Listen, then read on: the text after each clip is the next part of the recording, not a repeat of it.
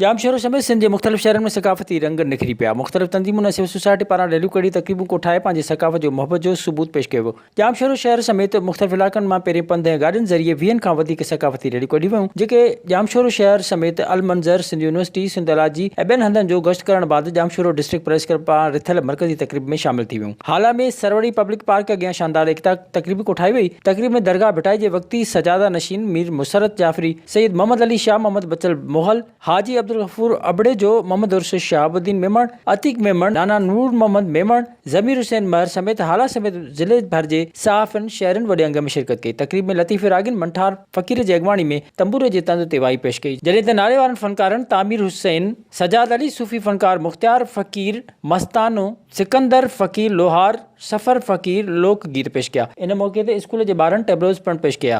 नओं दंबालो में भी सकाफ़ती रैली कढी वई। रैली में STP क़ौमी अवामी तहरीक, GS मिर्ज़ा ग्रुप, अवामी तहरीक साफ़िन वॾे अंग में शिरकत कई। रैली में STP अॻवान महबूब लुंड, भूरो सिंधी, AK हमदानी ॿियनि शिरकत कई। लखी जे नंढनि तोड़े वॾनि शहरनि में सकाफ़ती वेस पहिरें रैलियूं कढी वियूं। लखी शहर में आल ट्रेड यूनियन जे अॻवाननि ऐं जसकम तरफ़ां आमिल महर, इमदाद मेमण, नदीम जान महर, जुड़ल उनड़, अब्दुर्रहीम महर, सैफुल्ला महर ऐं ॿियनि जी अॻवानी में शाही बाज़ार खां शानदार रैली कढी वई। बशीर खान चौक ते महफ़िल मूसीक़ी जो प्रोग्राम मुनक़िद कयो वियो, जिते नदीम सरमद क़ौमी गीत ॻाए महफ़िल खे गरमाए ख़ूब दाद हासिल कयो। ॿिए तरफ़ चक शहर में बि जसकम तरफ़ां रैली कढी वई, जंहिंजी अॻवानी ज़ुल्फ़कार देशी, अब्दुल जब्बार महर, हिज़बुल्ला महर, मुजाहिद शाह, आज़ाद बुखारी ॿियनि कई। चक प्राइमरी स्कूल में महफ़िल मूसीक़ी जो प्रोग्राम पिणु कयो वियो, जंहिं में ख़ालिद भट्टी क़ौमी गीत ॻाए सिंध जे वारसनि खे गरमाए ख़ूब दाद हासिल कयो।